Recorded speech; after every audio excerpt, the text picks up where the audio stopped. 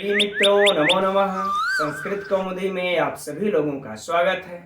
मित्रों, हम लोग एलटी ग्रेड शिक्षक भर्ती के पाठ्यक्रम के अनुसार और टीजीटी इत्यादि परीक्षाओं के पाठ्यक्रम के अनुसार नीति शतकम ग्रंथ का क्रमशः अध्ययन कर रहे हैं और कल की कक्षा तक इस ग्रंथ के 69 श्लोकों का अध्ययन हम लोग कर चुके हैं और अब आज की कक्षा में इसके इस 70वें श्लोक से अध्ययन प्रारंभ करते हैं। और मित्रों, परोपकार पद्धति का जो अध्ययन हम लोग इस समय कर रहे हैं, इसके मात्र 2 श्लोक शेष रह गए हैं। एक तो ये 70वां और एक 71वां। तो आज की कक्षा में इन दोनों का अध्ययन करके और समय मिलता है तो अगला जो पद्धति है धैर्य पद्धति, उसका भी अध्ययन आज प्रारंभ कर दिया जाएगा। तो मित्रों, आप लोग अपनी पुस्तक नीति शतकम और नोट्स बनाते रहिए, वह भी नोट्स लेकर के बैठ जाइए और चलिए परीक्षा की दृष्टि से गहन और सूक्ष्म अध्ययन प्रारंभ करते हैं। तो एक बार हम लोग इसे पढ़ लेते हैं मित्रों, विच्छेद कर करके। तो महाकवि भर्तृहरि लिखते हैं कि तृष्णाम छिंदी भज क्षमाम जहि मदम पापे रतिम मा कृथा सत्यम ब्रूहि अनुयायी साधु पदवीं सेवस्व विद्वज्जनम मान्यान मानय विद्विषः अपि अनुनय प्रख्यापयं प्रश्रयं कीर्तिं पालय दुखते कुरु दया में तत्सताम लक्षणम। इस श्लोक में मित्रों महाकवि भर्तृहरि सज्जनों के लक्षण के बारे में बता रहे हैं कि कौन कौन से अधिक कार्य करते हैं तो लोग सज्जन कह जाते हैं या यह सज्जनों का लक्षण है। मित्रों, हम लोग पहले महात्माओं के भी स्वभाव सिद्ध लक्षण पढ़ चुके हैं, तो मैं वह और इन दोनों में भी डिफरेंट करके आप लोगों को अंत में बताऊंगा, जिससे कि परीक्षा में प्रश्न पूछे तो आप लोग कंफ्यूज ना हो। फिलहाल चलिए हम लोग इस एतत् सताम लक्षणम, यह सब सज्जनों के जो लक्षण हैं वह कौन कौन से लक्षण हैं, महाकवि भर्तृहरि के अनुसार अध्ययन प्रारंभ करते हैं। तो कह रहे हैं मित्रों तृष्णाम अर्थात लोभ, सिंपल सी बात। करे छिंधी अर्थात छिंदी मतलब होता है मित्रों काटो, है ना। लेकिन हम लोग लोभ को काटो अर्थात लोभ को छोड़ो, है ना। अर्थ क्या लगा लेंगे इसका, छोड़ो अर्थात लोभ को छोड़ो, क्या करो, भज क्षमाम। करे भज मतलब भजो, किसको भजो, क्षमा को भजो। लोभ को छोड़ो, क्षमा को भजो। और करें जहि मदम मतलब मित्रों घमंड, जिसको हम लोग कहते हैं मद अर्थात घमंड कह ले, सीधी सी बात। करें घमंड को, जहि मतलब त्यागो, यहां पर त्याग लगा लेते हैं, और घमंड को त्यागो, ठीक, घमंड को त्यागो। फिर आगे कहते हैं पापे रति मां कृथा। पापे मतलब पाप में, सप्तमी विभक्ति है, दिख रही होगी आप लोगों को स्पष्ट।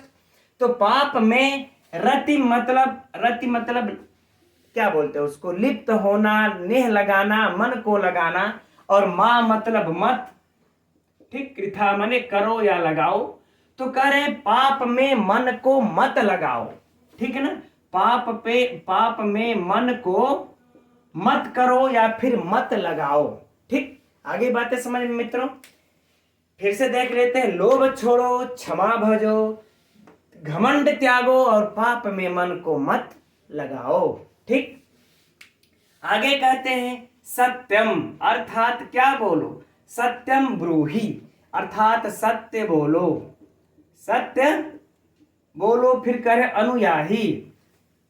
अनुयाही साधु पदवी अर्थात मित्रों संत मार्ग का अनुयायी मतलब अनुसरण करो।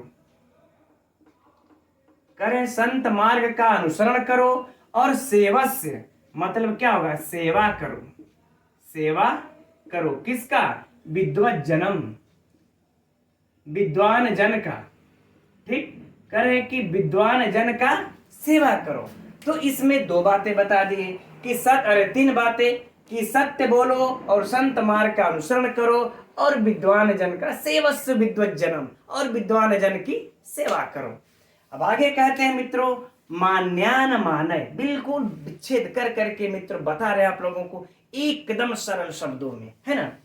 करे मान्यान मानय, न है, ठीक। तो मान्यान मतलब जो माननीय लोग हैं, पूजनीय लोग हैं, तो हम लोग क्या लिख लेंगे, पूजनीय अर्थ लगा लेते हैं सीधे सीधे। पूजनीय लोग का मानय मतलब मान करो, सम्मान करो, है ना। करे इन पूजनीय लोगों का मान करो, सम्मान करो। फिर आगे कहते हैं विदुषः अपि अनुनय, विद्विषः, है ना, विद्विषः, विद्विषः नहीं विद्विषः। विद्विषः मतलब मित्रों होता है शत्रु। शत्रु क्या होता है, शत्रु। विदुषः कर देंगे तो अर्थ गड़बड़ा जाएगा, उच्चारण में मित्रों कभी कभी ध्यान इधर उधर हो जाता है। करें शत्रु, अपि माने भी, करें शत्रुओं को भी क्या करो, अनुनय। अनुनय मतलब होता है मित्रों प्रसन्न करो। प्रसन्न करने का मतलब शत्रुओं को प्रसन्न करने का अर्थ हुआ कि शत्रुओं को मिला करके रखो, शत्रुओं को मिला करके रखो।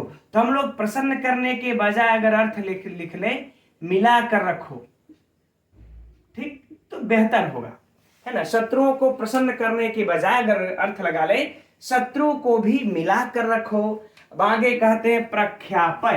प्रख्यापय मतलब मित्रों फैलाओ, क्या करो, फैलाओ। क्या फैलाओ, प्रश्रयम। प्रश्रयम मतलब मित्रों अपने विनय को, विनय क्या होता है, प्रश्रयम अर्थ विनय। तो कह रहे अपने विनय को फैलाओ। देखिए बहुत सारी बातें कहते जा रहे हैं, अभी आगे और कह रहे हैं, ठीक, बोर बिल्कुल मत होइएगा। कह रहे कीर्तिम पालय, अर्थात कह रहे हैं कि अपने कीर्ति का पालन करो। क्या करो, कीर्ति का पालन करो, ठीक। फिर आगे कहते हैं दुखिते कुरु दयाम, है ना। करे दुखितो मत, दुखिते मतलब दुखियों के ऊपर, दुखियों के ऊपर,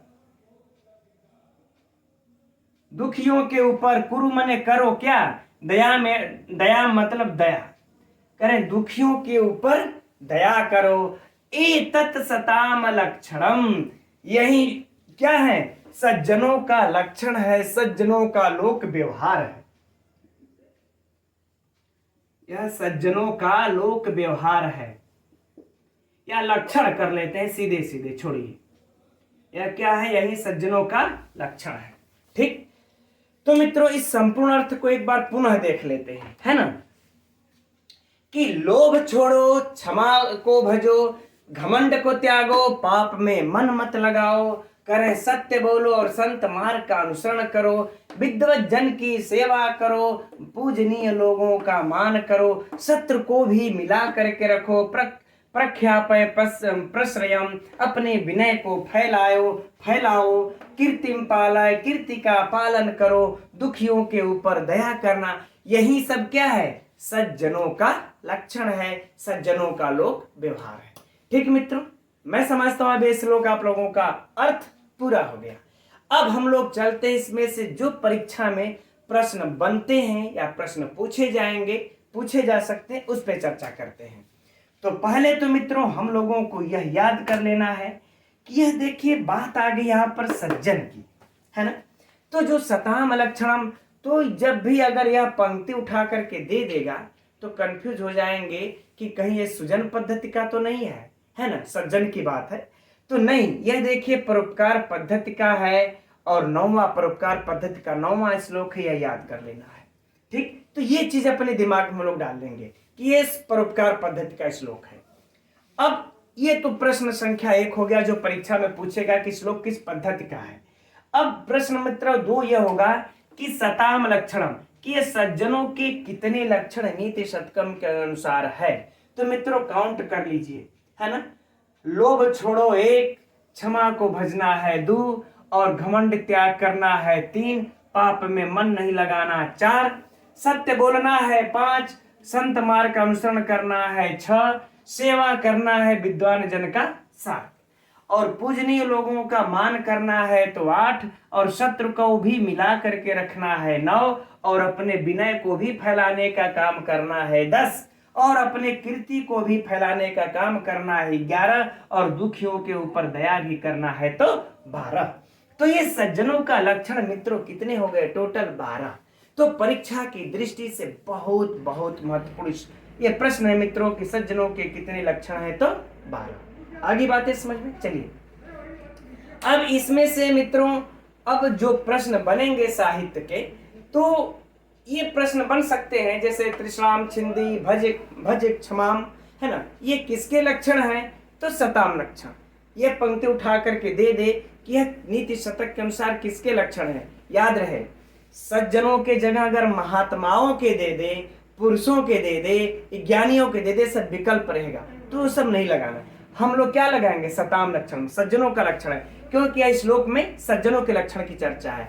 अब मित्रों यहीं पर हम बात कर लेते हैं। श्लोक संख्या आप लोग देख लीजिएगा 53वें में, है ना, 53 श्लोक संख्या 53 खोल करके देख लीजिएगा।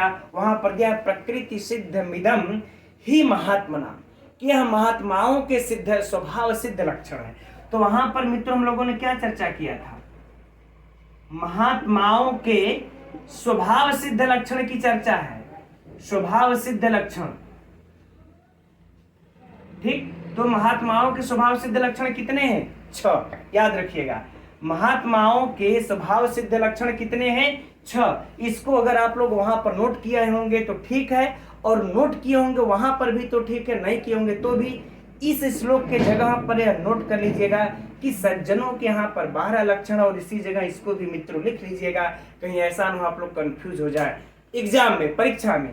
तो याद रहे वह प्रकृति सिद्ध मिदम ही महात्मा सुजन पद्धति से है, और ये परोपकार पद्धति से सज्जनों के 12 लक्षण है। तो मित्रों ये डिफरेंट कर लीजिएगा आप लोग, ठीक। और बाकी इसके इस प्रकार से इसमें अर्थ से साहित्य से तो कुछ विशिष्ट प्रश्न नहीं बनते हैं, लेकिन हाँ व्याकरणिक दृष्टि से टिप्पणी की दृष्टि से महत्वपूर्ण है मित्रों, और अलंकार तो इसमें कोई है ही नहीं, ठीक। तो चलिए अब हम लोग देखते हैं इसके व्याकरणात्मक टिप्पणियों को। इस श्लोक की व्याकरणात्मक टिप्पणियां मित्रों परीक्षा की दृष्टि से अत्यंत महत्वपूर्ण है। कुछ तो इसमें से परीक्षा में पूछा भी जा चुका है, इसलिए इसका अध्ययन जरा हम लोग ध्यान से करेंगे। तो देखते हैं मित्रों, त्रिश्राम, त्रिश धन न धन टा, ठीक। त्रिश्राम में कौन सा प्रत्यय मित्रों यदि परीक्षा में पूछे तो टा प्रत्यय। वैसे ये परीक्षा की दृष्टि से उतना महत्वपूर्ण नहीं है जितना कि आगे का है। देखिए छिंदी भज क्षमाम में द्वितीय विभक्ति दे ही रहे हैं, इधर जही, इन सब मित्रों लोट लकार है। जैसे जही में देखिए बहुत ही महत्वपूर्ण है, इसको आप लोग नोट कर लीजिएगा, हन धातु है और लोट लकार है और मध्यम पुरुष और एक वचन। यह मित्रों परीक्षा में आप लोगों के टीजीटी में एक बार नहीं कई बार पूछ चुका है, और अन्य भी परीक्षाओं में, इसलिए इसको हम लोग याद रखेंगे इस जही को, ठीक। चलिए यह हो गया। आगे देखिए मदम, पापे में सप्तमी विभक्ति देख रहे हैं। फिर आगे रति माम मां कृथा, यह भी मित्रों बहुत बहुत महत्वपूर्ण है। क्री धातु में यह लुंग लकार है, इसमें यह बार बार इसमें से मित्रों पूछता है कि इसमें कौन सा लकार है ना, लट लोट लिट लिंग इत्यादि। तो लुंग लकार मित्र ये शब्द आप लोगों को याद होगा, शिवराज विजयम में भी आ चुका है। जब हम लोग उसका अध्ययन करेंगे तो वहां पर भी मिलेगा आप लोगों को। तो यहाँ पर मित्र ये परीक्षा में यह भी पूछा जा चुका है, याद रहे आप लोगों को टीजीटी इत्यादि में, है ना। तो ये लुंग लकार है, ठीक। आगे बढ़ते हैं। सत्यम ब्रूही, ब्रूही में भी मित्रों ब्रू धातु, फिर आगे वही है लोट लकार, जैसे ऊपर हम लोगों ने देखा, लोट लकार मध्यम पुरुष एक वचन, ठीक। फिर आगे बढ़ते हैं यही साधु पदवी, साधु नाम पदवी यानी कि साधु का मार्ग, तो मित्रों षष्ठी तत्पुरुष, ठीक। आगे है सेवस्व, फिर वही मित्रों है ना सेवलोट, ठीक। ये सब महत्वपूर्ण है मित्रों, एकदम परीक्षा के लिए बहुत बहुत महत्वपूर्ण।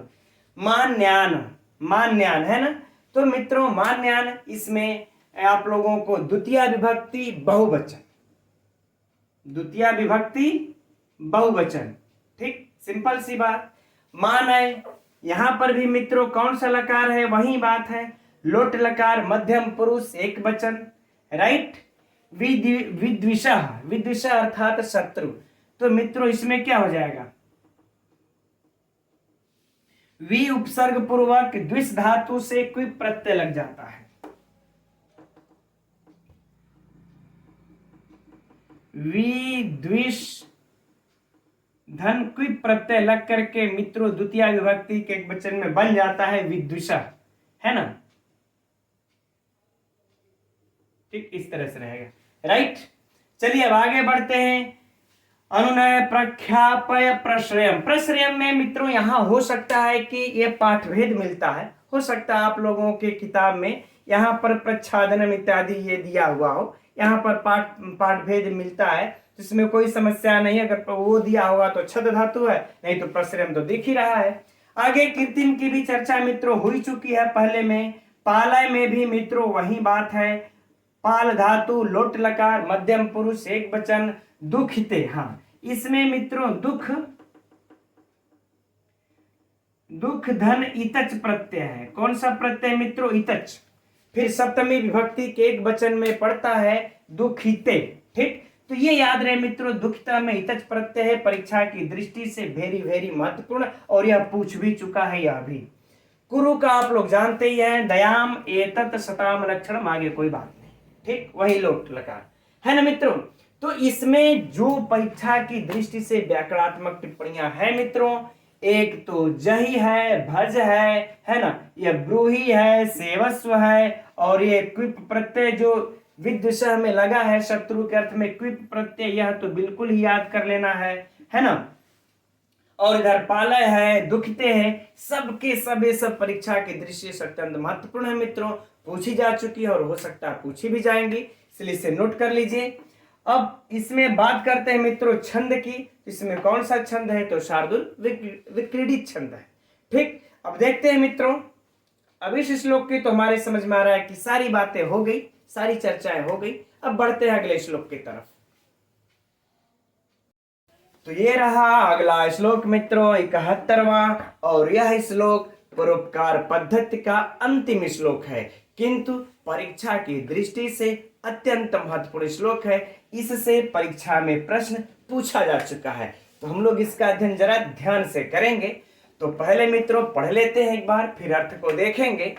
मनसी वचसी काये पुण्य पीयूष पूर्णा त्रिभुवनम उपकार श्रेणी भी प्रीडयन्तः पर गुण परमाणून पर्वतीकृत्य नित्यम निज हृदय विकसन्तः संति संतः कियन्तः। मित्रों इस श्लोक में महाकवि भर्तृहरि यह बता रहे हैं कि जो सज्जन लोग होते हैं संसार में बचे ही कितने हैं। ये सज्जन महापुरुष लोग प्रायः संसार में दुर्लभ होते हैं। ठीक, तो चलिए हम लोग अब इसका अर्थ परीक्षा की दृष्टि से अध्ययन करते हैं। तो कह रहे हैं मनसी। मनसी मित्रों सप्तमी विभक्ति है, तो हम लोग मन में कर लें। मन में वचसी यानी कि वाणी में, वाणी में, काये अर्थात शरीर में।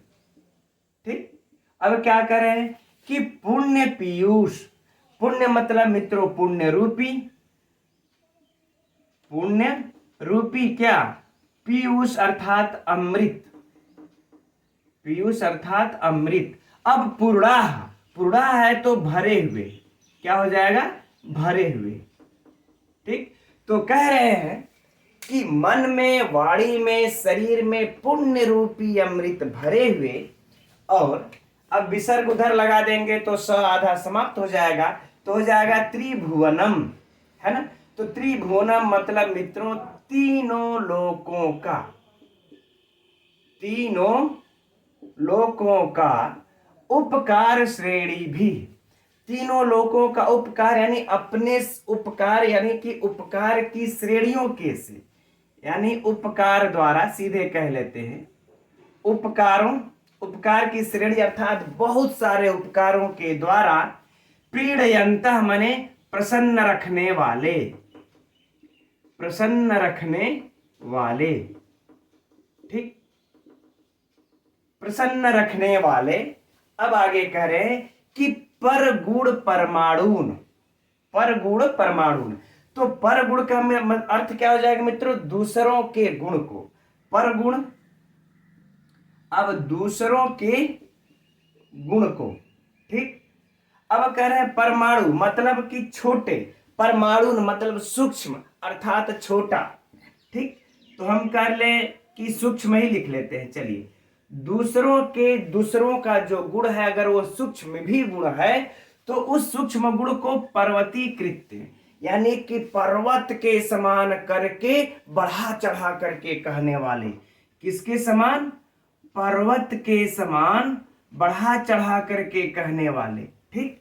अर्थात फिर से देखिए कि परगुण यानी कि दूसरे के गुण को परमाणु यानी जो दूसरों का गुण है अगर वो सूक्ष्म है तो भी उसके उस सूक्ष्म परगुण को पर्वतीकृत पर्वत के समान बढ़ा चढ़ा करके कहने वाले, ठीक।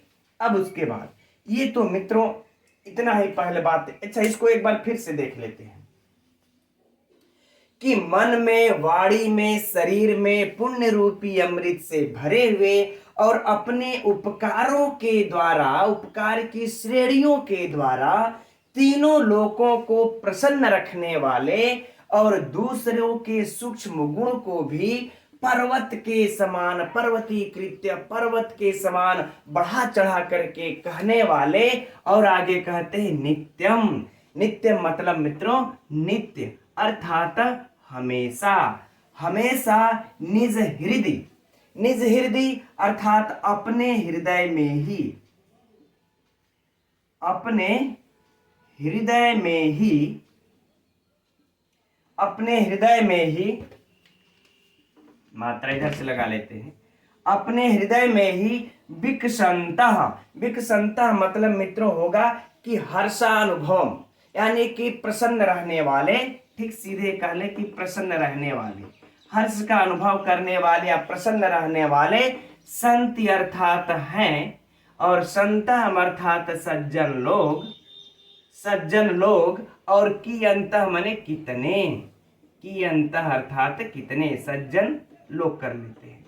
तो कह रहे हैं अपने ही और नित्य माने हमेशा ही अपने ही हृदय में प्रसन्न रहने वाले ऐसे सज्जन लोग इस संसार में कितने हैं? अर्थात बहुत ही थोड़े हैं, बहुत ही कम हैं, प्रायः यह सुलभ नहीं होते हैं, दुर्लभ होते हैं। ठीक मित्रों, एक बार पुनः अर्थ देख लेते हैं इसका कि मन में, वाणी में, शरीर में पुण्य रूपी अमृत भरे हुए और अपने उपकारों की श्रेणियों के द्वारा तीनों लोकों को प्रसन्न रखने वाले और दूसरों के सूक्ष्म गुण को भी पर्वत के समान बढ़ा चढ़ा करके कहने वाले और नित्य अपने ही हृदय में प्रसन्न रहने वाले, विकसंतः प्रसन्न रहने वाले, संत संतः की अंतः, ऐसे सज्जन पुरुष संसार में कितने हैं? बहुत ही कम है मित्रों। अब इसमें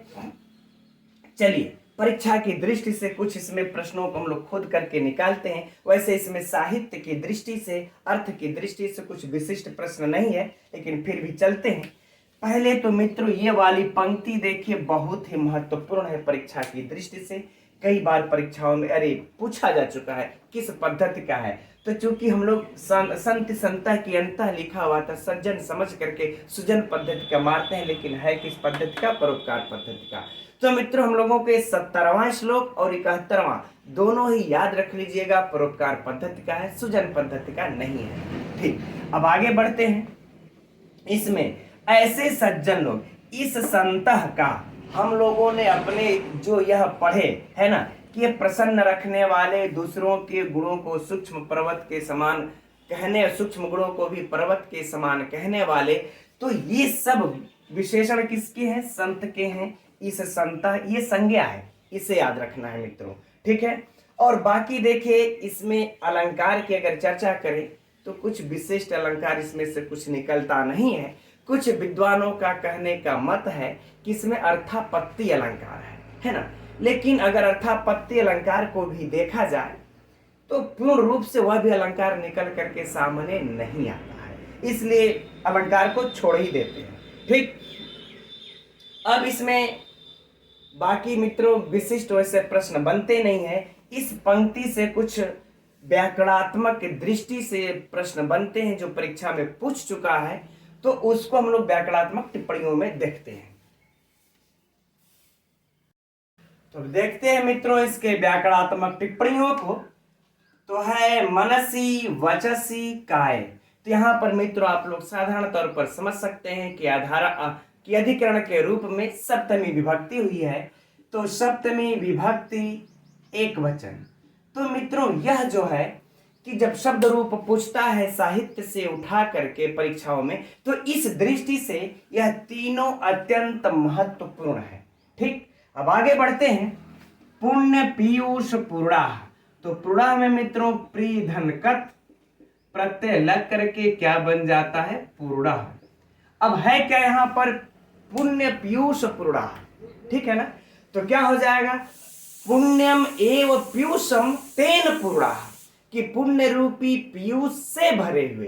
तो मित्रों क्या हो जाएगा, स्पष्ट तौर पर अब आप लोग समझ सकते हैं तृतीया तत्पुरुष समास, कोई समस्या नहीं। अब आगे बढ़ते हैं। आगे देखिए त्रिभुवनम। तो सिंपल सी बात है, यहां पर आप लोगों को कुछ भी विशिष्ट रूप में सोचने की आवश्यकता नहीं है। त्रयाणाम, ये त्रयाणाम भुवनानाम समाहारः। तो कौन समास हो गया मित्रों, द्वंद्व समास, राइट। अब है देखिए आगे क्या है, उपकार श्रेणी भी, यानी कि उपकाराणाम श्रेणी, यानी कि उपकारों की श्रेणी। तो मित्रों यहां पर भी आप लोगों को विशिष्ट सोचने की आवश्यकता नहीं है। उपकाराणाम श्रेणी यानी उपकारों की श्रेणी, तो षष्ठी तत्पुरुष समास, राइट। अब आगे बढ़ते हैं। प्रीडयन्तः। तो मित्रों यहां पर प्रिय धातु हो गई, ऋच प्रत्यय लग करके फिर शत्रु प्रत्यय लग करके, इसके बाद हम क्या करते हैं, शत्रु प्रत्यय लगाने के बाद हम इसका रूप चला देते हैं। तो प्रथमा पुल्लिंग में प्रथमा विभक्ति के बहुवचन में क्या बन जाता है, प्रीडयन्तः। प्रथमा विभक्ति बहुवचन में क्या बन जाएगा, प्रीडयन्तः। तो यदि परीक्षा में पूछे कि प्रीडयन्तः में कौन सा प्रत्यय है मित्रों, तो शत्रु प्रत्यय है। अब यदि पूछ दे इसमें कौन सा विभक्ति है, लिंग है, वचन है, तो पुल्लिंग, प्रथमा विभक्ति, बहुवचन, राइट। चलिए अब आगे बढ़ते हैं। पर गुण, उसके बाद देखिए परमाणु, है ना। तो पर गुण में मित्रों पहले तो परमाणु को देख लेते हैं, है ना। परमाणु क्या क्या हो जाएगा, षष्ठी तत्पुरुष समास, है ना। चूंकि मित्रों होगा इसका गुणा नाम परमाणवः, गुणा नाम परमाणवः, षष्ठी तत्पुरुष समास। यदि यह परीक्षा की दृष्टि से मित्रों अत्यंत महत्वपूर्ण है। यदि परमाणु में पूछ दे परमाणु में कौन सा समास है, तो अच्छे लोग कंफ्यूज हो जाएंगे, चूंकि ये पकड़ में जल्दी नहीं आता है ना। तो परमाणु में षष्ठी तत्पुरुष समास, ठीक, याद कर लीजिएगा, अंडरलाइन कर लीजिएगा। अब देखिए है कि परगुण, परगुण यानी कि दूसरे का गुण, परेशान, ठीक। तो यहां पर कौन सा समास हो जाएगा, षष्ठी तत्पुरुष, यानी मित्रों परगुण में भी षष्ठी और परमाणु में भी षष्ठी। अब यदि यहां तक पूछ दे कि परगुण परमाणु, है ना, यानी कि दूसरों के सूक्ष्म गुण को, तो मित्रों यहां भी षष्ठी, यहां भी षष्ठी तत्पुरुष।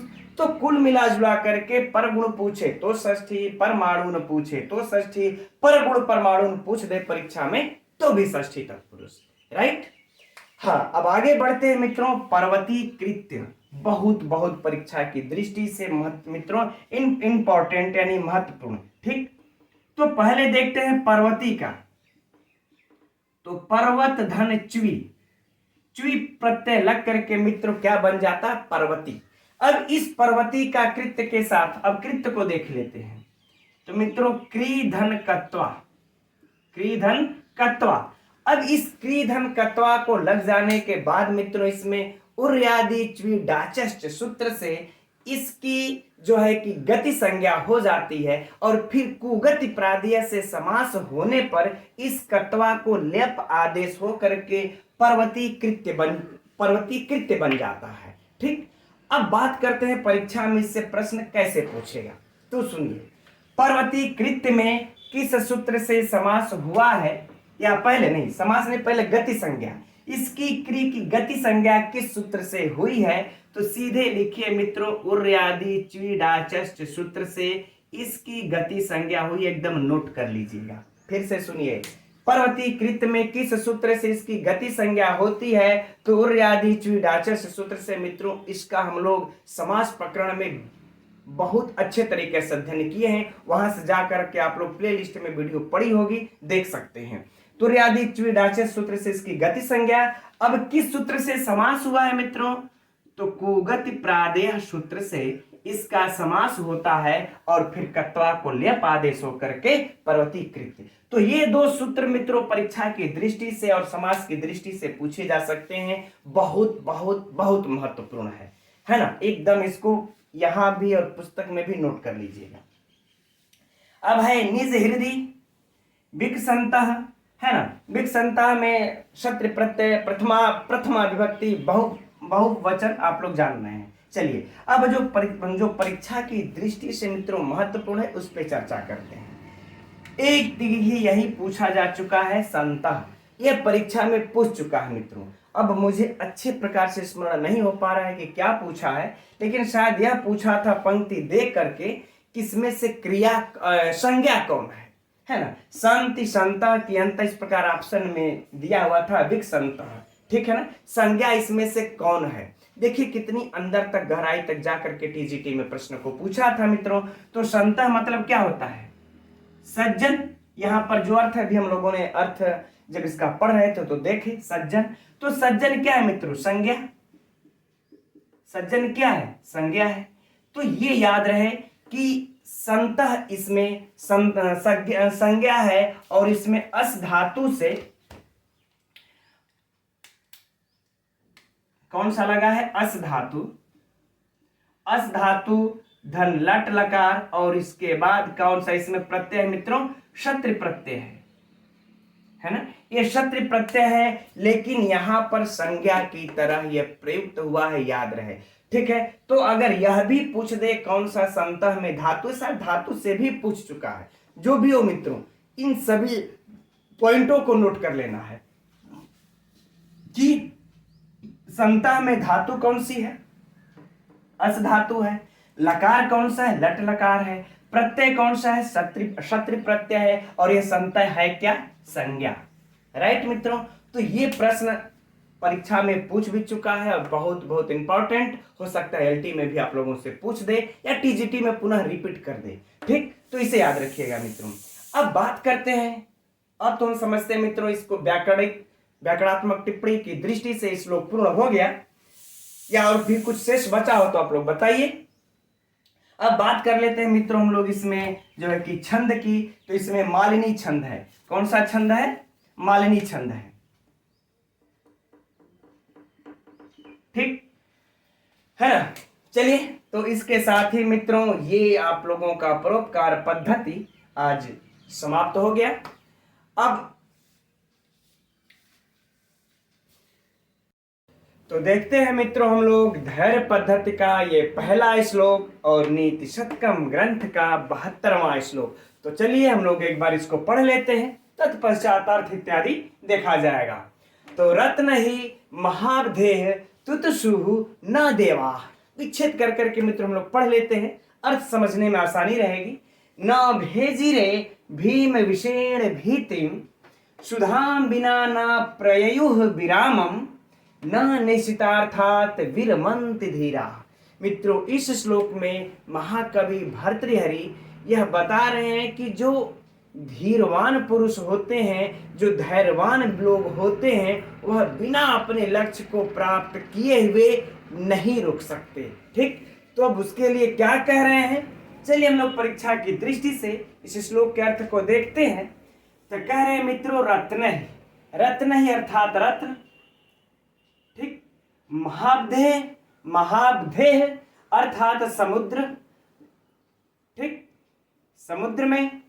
समुद्र के जो आता, और तुतुसुह ना मित्रों, महावधेय में हम लोग जब विसर्ग लगा देंगे तो ये जो स है यह हट जाएगा, और इसके बाद तुतुसुह में भी जो विसर्ग लगा देंगे इसके विसर्ग को सकार होकर के रुत्त होकर के न के ऊपर चला गया है।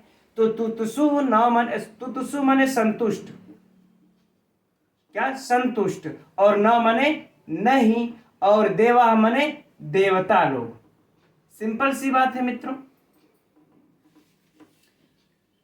देवा अर्थात देवता लोग। तो आप सभी लोग मित्रों जान रहे हैं, पौराणिक कथा है कि मंदराचल पर्वत को मथनी बना करके और वासुकी नाग की रस्सी बना करके समुद्र मंथन किया था देवताओं और असुरों ने मिल करके, और उसमें 14 रत्नों की प्राप्ति हुई थी। यह परीक्षा के लिए महत्वपूर्ण है मित्रों, यह नोट कर लीजिएगा। चतुर्दश रत्न की प्राप्ति हुई थी, हो सकता है पूछ दे। तो चतुर्दश रत्नों की प्राप्ति हुई थी। तो यहाँ पर जो रत्न ही शब्द आया है यह इसी का है, जो कि लक्ष्मी, कौस्तुभ है ना, सुरा और हाथी, धनवंतरी इत्यादि बहुत बहुमूल्य रत्न प्राप्त किए थे देवताओं ने। तो वह समुद्र से बहुमूल्य रत्नों को प्राप्त करके भी देवता लोग तुतुषुः न यानी कि संतुष्ट नहीं हुए, क्योंकि उनको जो प्राप्त करना था, जो उनको चाहिए था, वो तो अभी मिला ही नहीं था, है ना। सिर्फ रत्न आदि जो हैं, ये कौस्तुभ मणि इत्यादि प्राप्त हुए थे, और अमृत तो उन्हें प्राप्त ही नहीं हो पाया था अभी तक। तो कह रहे ये बहुमूल्य रत्न इत्यादि प्राप्त करके भी वो संतुष्ट नहीं हुए।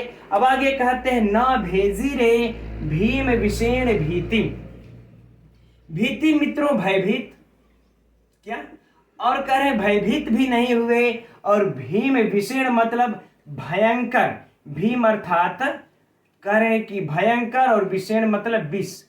कह रहे भयंकर विष को देख करके, प्राप्त करके, भीति माने भयभीत होकर के, न भेजरे, न भेजरे का मित्र, भेजरे का अर्थ हो जाएगा मित्रों न प्राप्त हो, लेकिन हम लोग अर्थ लगा लेंगे कि भयंकर विष से भयभीत होकर के बैठे नहीं, भागे नहीं, कुछ भी कर सकते हैं, ठीक, या हताश नहीं हुए, बैठे नहीं, और न मने नहीं हो जाएगा, ठीक।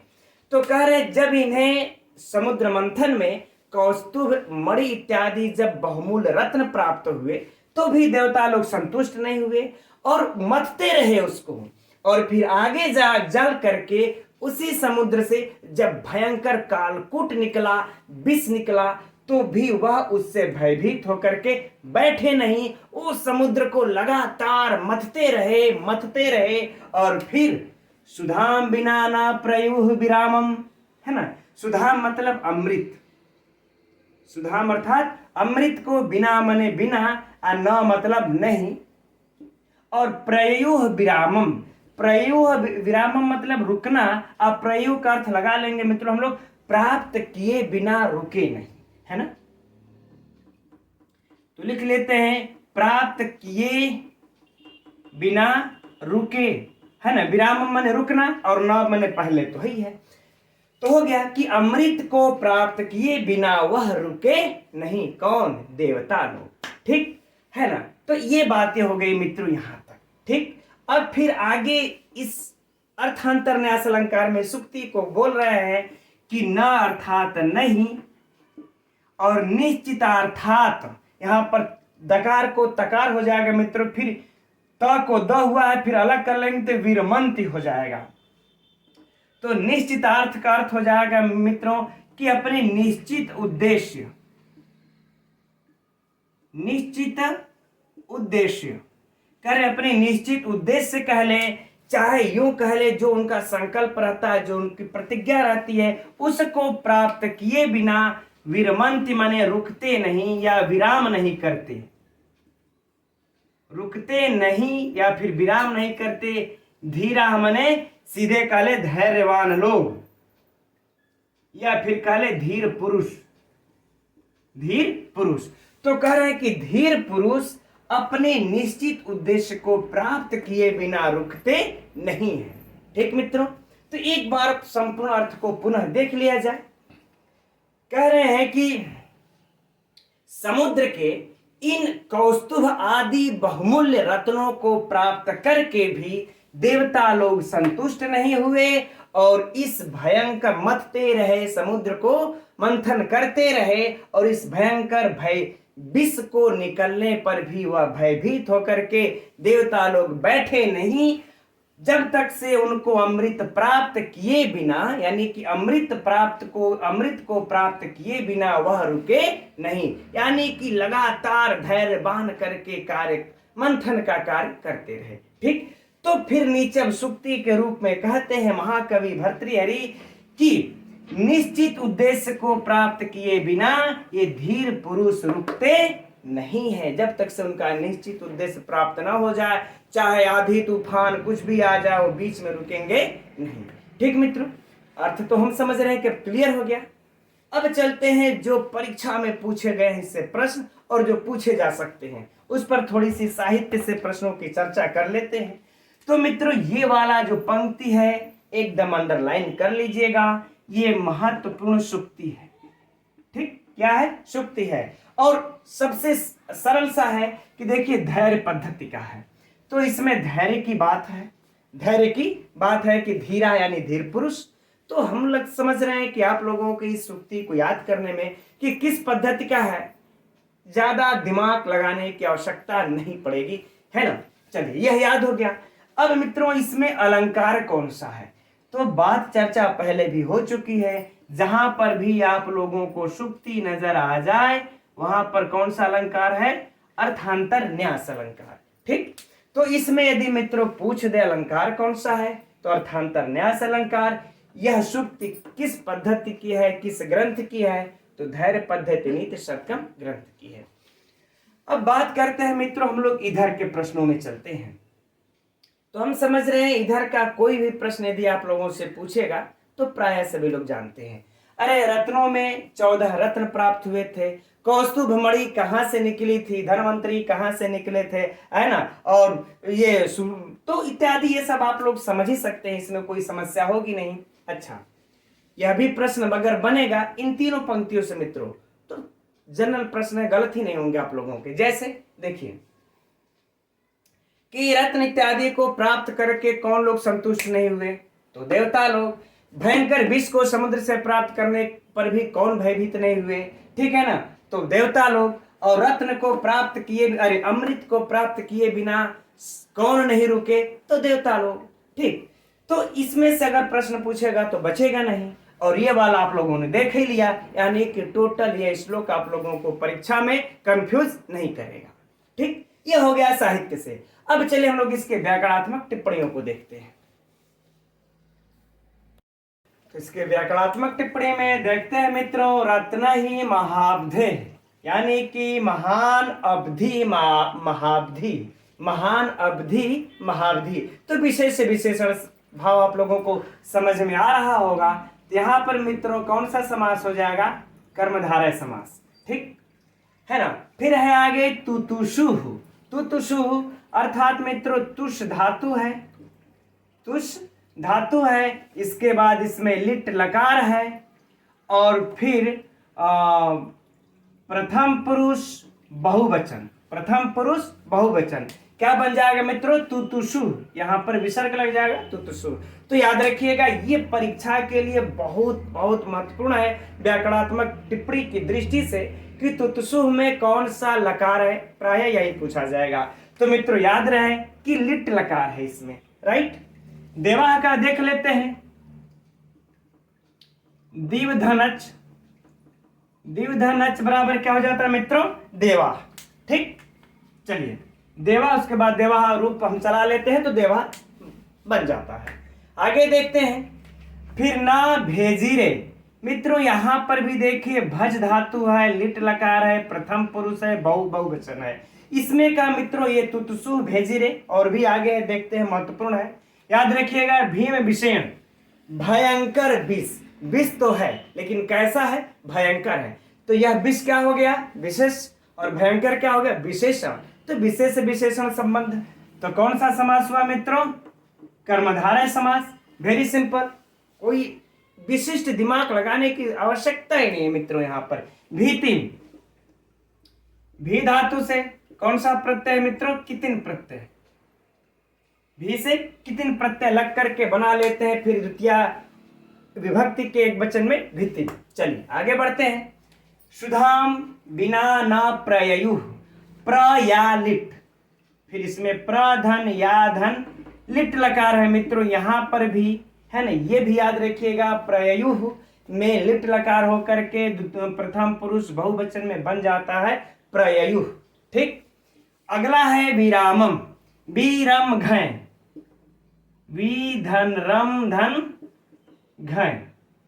ठीक, ये राइटिंग तो मित्रों जो व्याकरणात्मक टिप्पणियों में थोड़ा सा घसीट के लिख देते हैं तो आप लोगों को समझ में आ जाती है ना। नहीं आती होगी तो मित्रों कमेंट्स करके अवश्य बताइएगा आप लोग।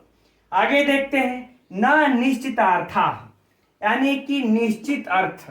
अर्थ तो है लेकिन वह अर्थ कैसा है? निश्चित। तो अर्थ क्या हुआ? विशेष। निश्चित क्या हुआ? विशेषण। तो मित्रों यहां पर भी कौन सा समास हो जाएगा? कर्मधारय समास। आगे है विरमंती, तो वीरम से इसमें अभी मित्रों लट लकार लग गया है, यहां पर लट लकार है, प्रथम पुरुष बहुवचन, बहुवचन। ठीक, अब मित्रों बात कर लेते हैं इसमें परीक्षा की दृष्टि से जो महत्वपूर्ण है। देखिए, महावधि, महानवधि, महावधि, कर्मधारय समास बहुत ही परीक्षा की दृष्टि से महत्वपूर्ण है मित्रों, यह भी। और तुतुसु और भेजिरे और प्रययुः, ये तीनों के तीनों मित्रों, 1 2 3, ये तीनों के तीनों मित्रों धातु रूप के दृष्टि से इसमें व्याकरणात्मक टिप्पणी में बहुत महत्वपूर्ण है, परीक्षा में पूछा जाएगा। ये भेजिरे और प्रयु और तुतुसु तो एकदम नोट कर लीजिएगा, नोट्स में भी और यहाँ भी। ठीक, भीम विषण ये तो सिंपल सा है, ये अर्थ आप लोग लगा ही लेंगे। और बाकी देवाह का तो हो ही गया, तो हम समझते हैं। और निश्चितार्था उतना विशेष महत्वपूर्ण नहीं है कि परीक्षा में पूछेगा। और विरमंत में तो लट लकार है, तो सिंपल सी बात इसे आप लोग लगा ही लेंगे, है ना। तो मित्रों ये रही इसकी व्याकरणात्मक टिप्पणियां। अब तो हम समझते हैं यह श्लोक आप लोगों का परीक्षा की दृष्टि से 100% पूर्ण हो गया। ठीक है ना। अब इसमें बस थोड़ी सी एक रह गई कि छंद की। ठीक, तो मित्रों इसमें कौन सा छंद है? उपजाति। ठीक, अब उपजाति छंद किसको कहते हैं? चर्चा तो पहले हो ही चुकी है कि एक इसमें से कोई इंद्रवज्रा होगा, कोई उपेंद्रवज्रा होगा, है ना। इन 4 चरणों में एक या तो ये दोनों इंद्रवज्रा हो, चाहे ये दोनों उपेंद्रवज्रा हो, या ये भी इंद्रवज्रा उपेंद्रवज्रा हो सकता है। कई भी उपजाति कई प्रकार की होती है। ठीक, तो आप लोगों की इसको लिख करके मित्रों घटा सकते हैं। हम समझते हैं कि इसको फिर से हम घटाएं, क्योंकि कई बार 2-3 बार हमने श्लोकों में घटा लिया है, यहाँ पर आप लोगों के लिए ज्यादा समय व्यतीत होना होगा। ठीक है मित्रों, तो आज की कक्षा में यहीं तक रहने देते हैं। हम समझ रहे हैं इधर 2-3 दिन से आप लोगों की कम श्लोकों की कक्षा चल रही है, घबराइए नहीं। कल हम लोग और लंबे समय तक कक्षा लेंगे, थोड़ा सा इसके श्लोकों की संख्या को अध्ययन को और 4 या 5 देखा जाएगा, तो कल की कक्षा में अध्ययन किया जाएगा। तो ठीक है मित्रों, अब हम लोग कल मिलते हैं इसी समय 7:30 बजे फिर। तो नमो नमः।